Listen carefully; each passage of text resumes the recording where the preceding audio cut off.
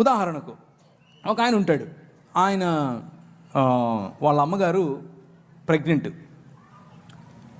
వాళ్ళ అమ్మగారు ఇంట్లో ఉంటారు, వాళ్ళ నాన్నగారు కూడా ఉంటారు. ఏదో చక్కగా మంచి మంచి మురిపెం మంచి ఫ్యామిలీ.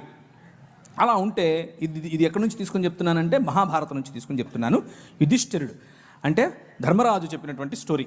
ధర్మరాజుకు మరియు గంగాపుత్రుడైనటువంటి భీష్మాచారికి మధ్య జరుగుతున్నటువంటి కాన్వర్జేషన్. అందులో నారదముని గారు కూడా ఉన్నారు. వాళ్ళ మధ్యలో జరుగుతున్నటువంటి కాన్వర్జేషన్. ఏంటి కాన్వర్జేషన్ అంటే, ఒకసారి ఒక ముని వాళ్ళ ఇంట్లోకి వస్తాడు, చకా చకా చకా వస్తాడు. వచ్చి వాళ్ళ అమ్మ అక్కడ ఉంటుంది, పోయి చేయి పట్టుకుని పదాపదవరా అంటాడు.